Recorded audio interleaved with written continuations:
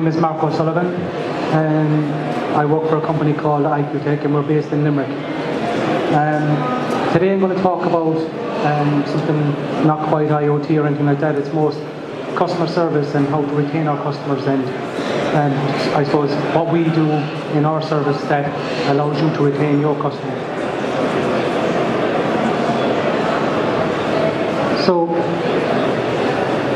I suppose the first question we'd ask is, what is a happy customer and how a happy customer, is converted. So in order to measure a happy customer, we find that customer service or customer satisfaction is one of the key indicators of whether you're going to keep a customer or not.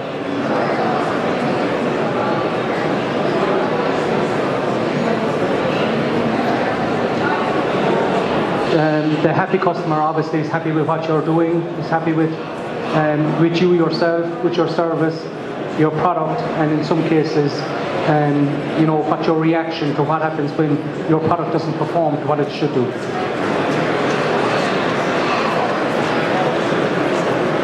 So you would think that customer satisfaction is a fairly simple idea for people, and a happy customer is fairly obvious to most people, but trends will tell that is it better pricing, is it better product,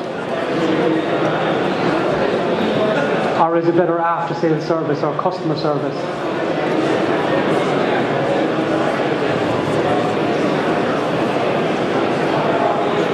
So on pricing, only 9% of people leave the incumbent provider for price.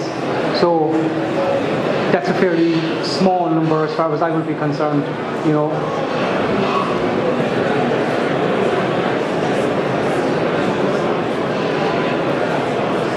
Only 14% would leave a customer because there's a better product out there. So again, a fairly small number.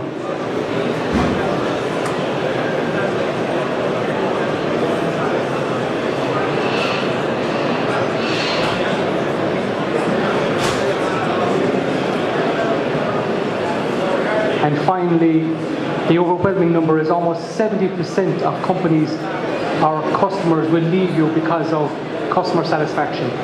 So, which is a fairly substantial number to be considered. So, customer service, as you can see, plays a huge role in sales and the retention of customers.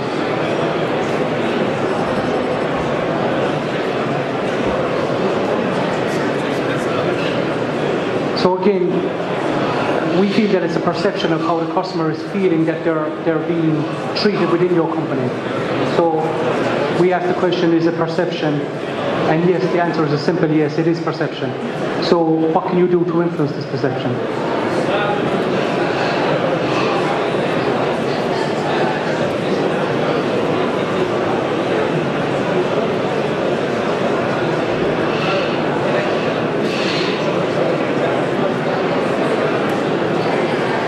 Sorry about this now. So, in this day and age that people are selling online and there's online trading and everything that goes with it, how can we influence customer service unless there's an issue? So, customer service is the only way, but it doesn't have to be only about an issue. So, customer service, as I mentioned earlier on, is the single biggest contribution to customer retention and future sales. So customer service, after-sales service, aftermarket service, reverse logistics are all terms to describe what the customer experience is. And excellent customer service is when you deal with your customer, you deal with their issues in a timely and a personal, and they feel that they're valued, or they're valued in your eyes.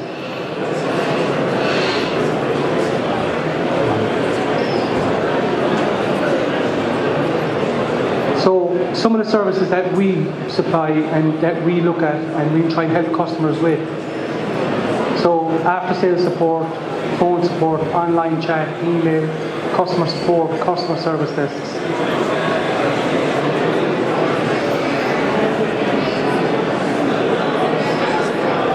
And RMA management, again, product screening, product repair, and product replacement in some cases.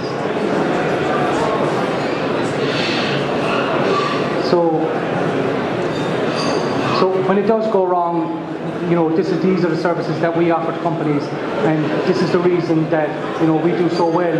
It's because of our customer service and our customer satisfaction.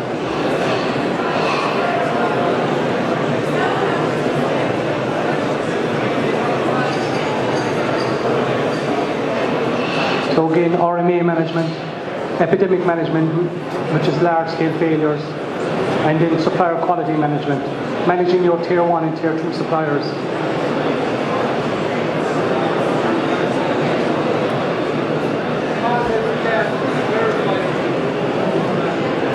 So RMA management, so returns material authorization, and this is the management of what happens when your customer has an issue and you need to go and solve this issue for them. So you issue them essentially with a number, and then you manage that once they return the product to you. So we will manage this on behalf of several customers across Europe. So we verify the units, we get the no fault founds and put it back into good stock, and then we track the performance of previous your customer engagements. So if you telesales or tele support or email support, what has happened that we've had to get involved, and is there any way that we can help you to improve those also?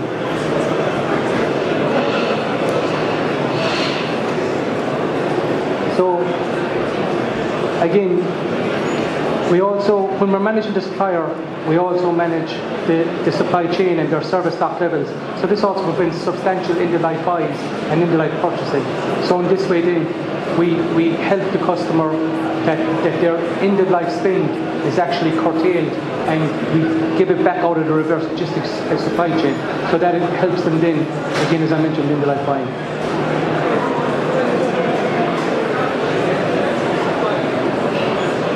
So epidemic is fairly straightforward, and it's a large-scale product recall or product failure, and we manage these all across Europe, whether it be in your own facility, in our own facilities, or maybe in a customer site. So we can service this all over EMEA. Containment again is a very important factor, and finding out what product in the supply chain is good, what product in the supply chain is not good or unidentified as either good or bad at the minute. So we quarantine everything, then we give a quarantine report and make sure we verify good stuff from bad.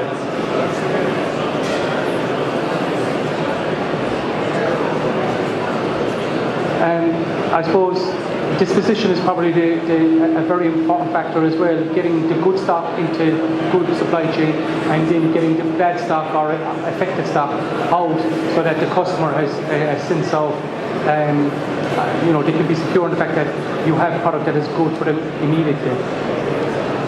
And communication is very, very important.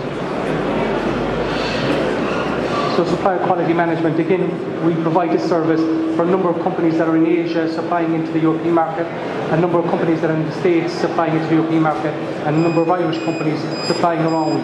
So we watch that as well for our guys. Also managing the tier 1 and tier 2 suppliers supplying into their customers, it allows us then to mitigate any quality issues that they may have in factory settings. So we try and fix all these and capture these problems before they go into a manufacturing setting, and then it becomes a much more expensive operation, and especially if it goes into the field, and it could do maybe up to 4 times or 5 times the normal cost of a product recall. So when we're finished, the customer will have purchased your product, the customer will have experienced your customer service, your customer will experience aftermarket services, and they will have their issue resolved one way or the other. So I suppose the question we'd ask them, are they going to be a happy customer when this finishes? So if anyone has any questions they'd like to ask?